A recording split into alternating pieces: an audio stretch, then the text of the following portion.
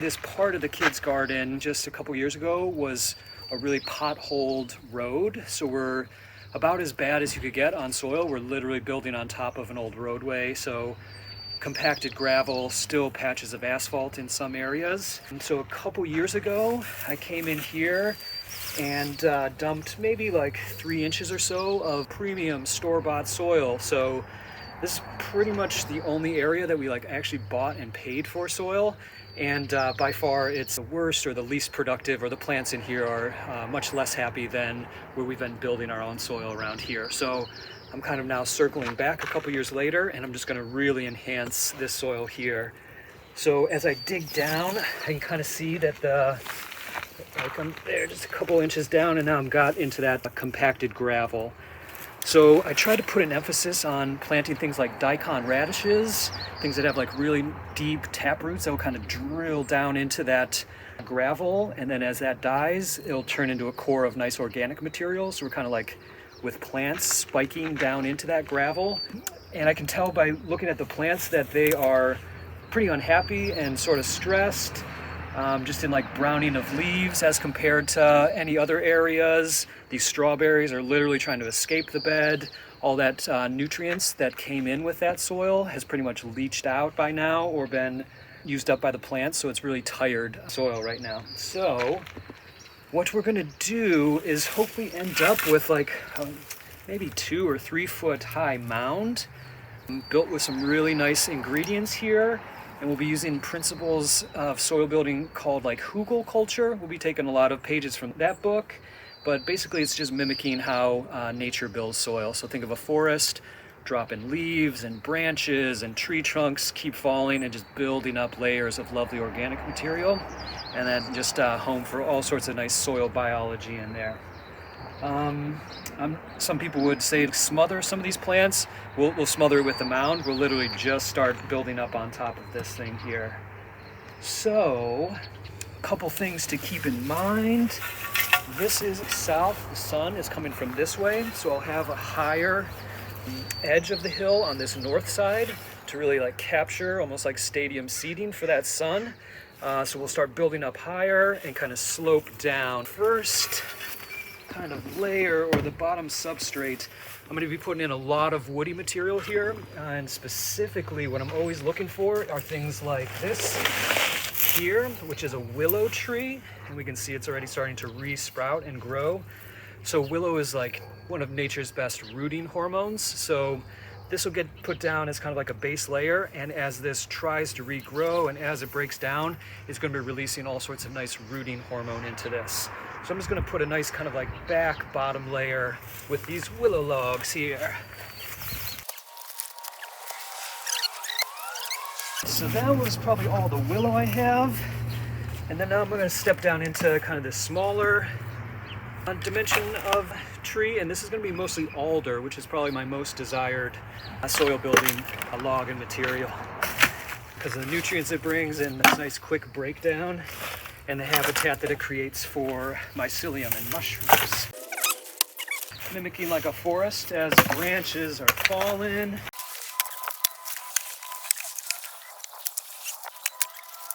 There we go. Now if you come up there, or even from there, you can probably see there's tons of gaps in there. So now I'm going to really try and fill this in with some other really good materials. And then kind of the next wave of stuff, I'll be putting in a lot of wood chips. And this is again alder wood chips. And then over here, we've got kind of that nice aged, broken down for a couple years wood chip of a lot of different types of trees. So I'll kind of be tossing these in and kind of shaking, rattling, even jumping on this thing to try and fill up as many of these nooks and crannies.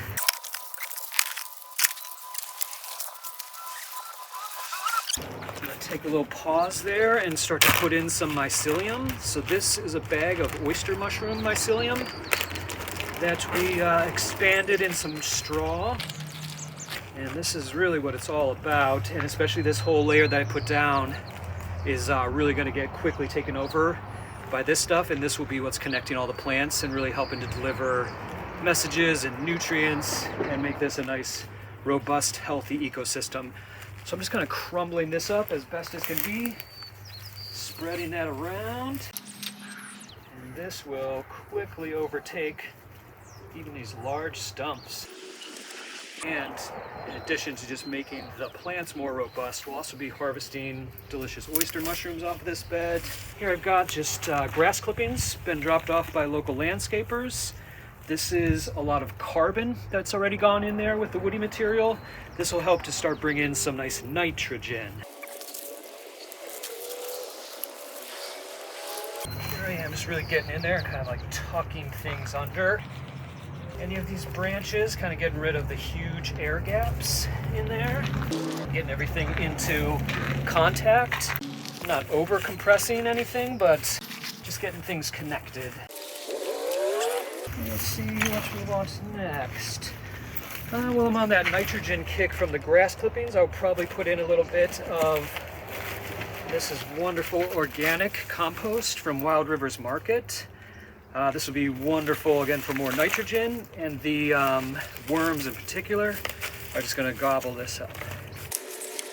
Beautiful caulifractal, as the kids say, the Romanesco broccoli.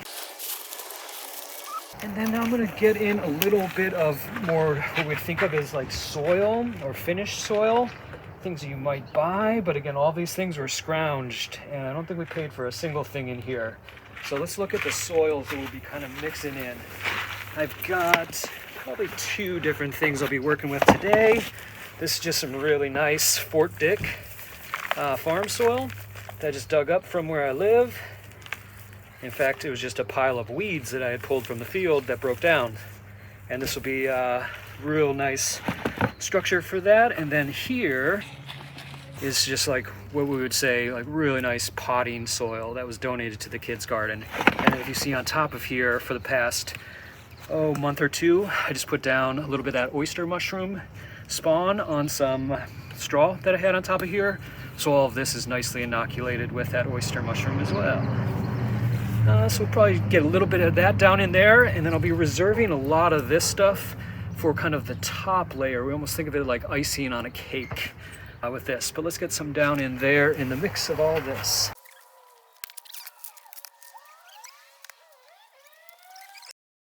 Keep repeating, right? And I'm just trying to not put too much of one thing in one layer. It wouldn't be bad, but I'm just kind of trying to get as much diversity and kind of a blending of everything. Probably the only other ingredient that I haven't mentioned yet is this real nice compost that we built over there in the Soil Builders Club. This picked up from the local grocery stores, restaurants, and stuff that we just pull from the kids' garden here. Real nice worm-laden stuff. So that's like instant ready nutrients, especially while all that woody material takes a little bit of time to break down into beautiful soil. This is ready for action. Especially since that's where our initial worm population is, I'll keep coming with some of this compost. Check this stuff out. So another Wild Rivers Market contribution, and this is from their juice bar. So that's just pulp from their juicing machines. And all the other good stuff in the soil.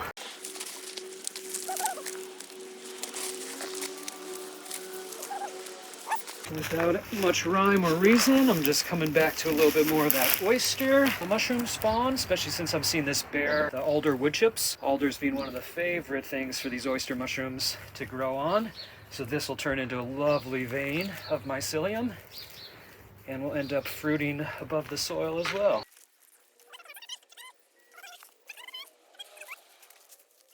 Carbons through the wood chips and some nice green nitrogen from the grass clippings. Now I'm back to some soil. So we kind of have like big tree limbs, but I'd love to see if I can find something more like in this size and get a nice layer of like the smaller branches. Ideally alder or a fruit tree would be my dream scenario. So I'm gonna take a little scrounge around our brush pile and see if we can score some. All right, so we were very successful at finding kind of the next step down size of woody material at the kids' garden, and you guys are super welcome to come to the kids' garden and pick up almost any of these soil ingredients. which we usually have on hand. Before I'm going to add these sticks, I'm just going to do another kind of process of like wiggle, shaking, and tucking. This is probably the most important takeaway besides the quality of the ingredients that you put in. This whole idea of kind of like settling it down, so we're not leaving these big huge air pockets, right? If you have the big huge air pockets, you're going to take an extra year or two to get whatever that pocket area is broken down and into really good active soil. So this kind of like jumping on it, tucking, shaking is like really worth your while.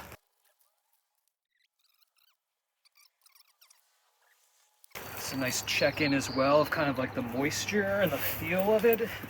And thankfully today is a nice kind of overcast, sort of cool day. If it was warm, sunny, I'd probably be spraying this down occasionally with some water.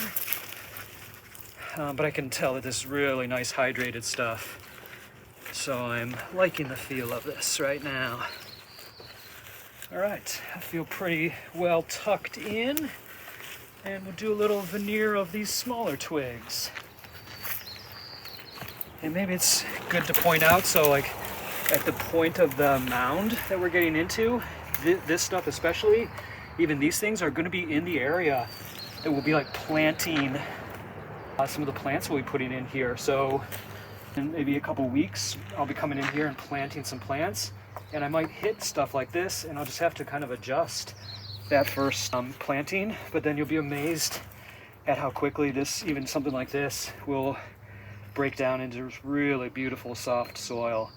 So probably even by the fall time, I would expect to have a hard time finding this.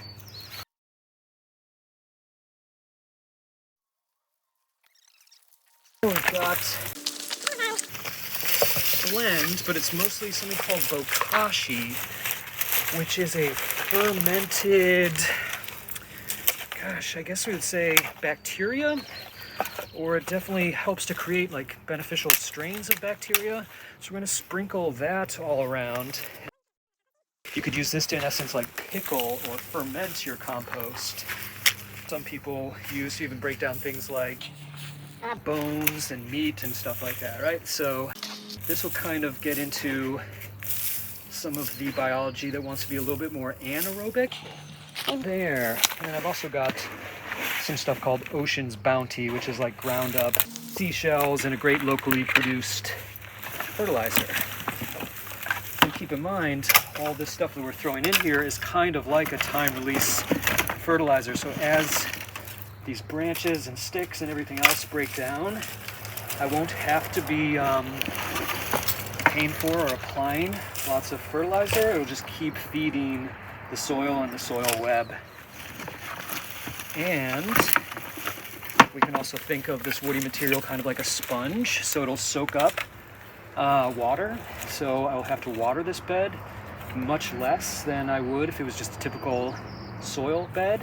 So this will kind of hold water like a sponge, and when the surrounding soil is dry, it'll wick that soil out. I mean, we can also think of this kind of like our skeletal system in our body. We'd be just a floppy mess without our bones, so this kind of gives our bed structure. Other people compare this kind of concept of all that woody material, and especially the mycelium that will run all throughout this, also kind of like internet that is connecting all of the plants and the roots, and is going to be exchanging and sharing nutrients and information, and just making this a real connected, cohesive ecosystem.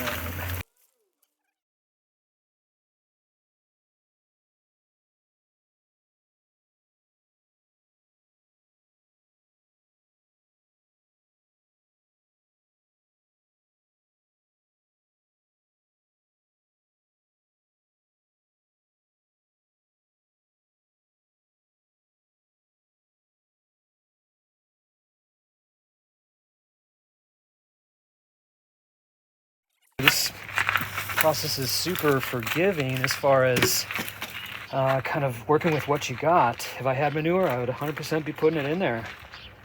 Just blended it in with all the rest of this.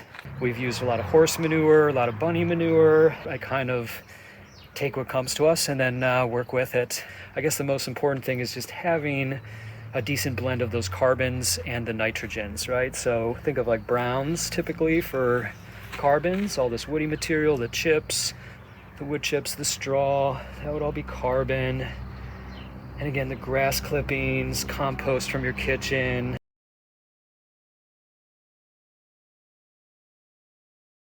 I'll definitely be topping the bed with some straw, but I'm just gonna go ahead and sprinkle this down in here as a intermediary layer. This is rice straw, which won't sprout like your more typical straw or hay. Well, I'll use it as a mulch on top, right? So I'll probably exhaust the rest of most of my ingredients, and then I'll use all the rest of the fine soil. So we have, again, think like icing on a cake of this real nice, soft, ready to go soil, right? But if that was just sitting there exposed to the wind, the sun, all the elements, this would blow away, it would get bleached out. So I'll be topping with a mulch layer of straw.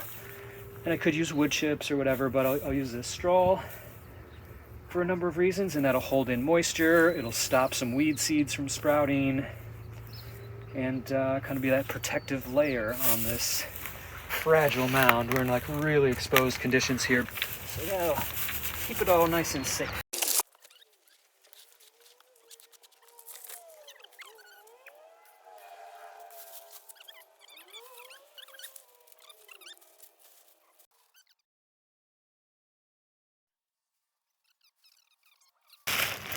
Coffee grounds is something else I'm usually putting in, but I don't have with me today. Leaves would be wonderful, especially alder leaves, or I'm usually doing more hardwood leaves. I would probably just encourage you to stay away from putting things like redwood or maybe cedar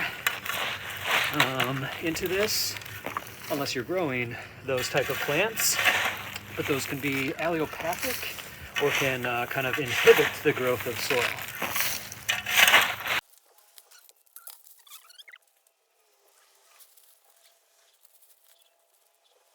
I'll come around this side here, which again is kind of the north side or the shady side if the sun is coming from the south. And you'll see I've got those first things we put down, those big willow logs. This will have, if we're successful, just huge, delicious, beautiful fruiting bodies of mushrooms there. So we can harvest our fruit, our berries, our plants, and even some mushrooms here. North side, shadier, cooler, a little more mushroom. This is that big kind of main mass that will someday be a home to a large fruit tree.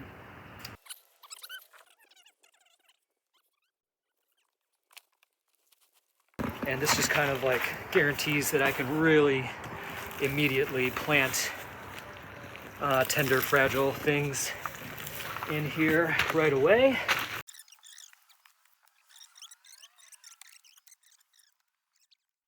Probably worth pointing out that this can be done on any scale, right? I could be doing this only a couple inches high inside of any raised beds that I'm doing. You can see different heights throughout the garden here, especially that huge mound, which is probably a good 5 feet tall or so. And that'll be where we put some of our largest trees.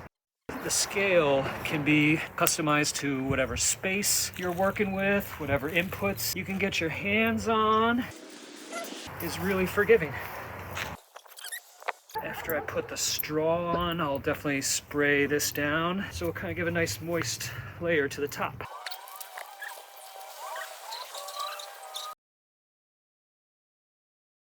I'll come back in a future wave and I'll kind of really doll up this front edge, but I'm really happy getting the critical mass of this bed established. It's just really amazing to watch this thing kind of take on a life of its own and observe it over periods of time.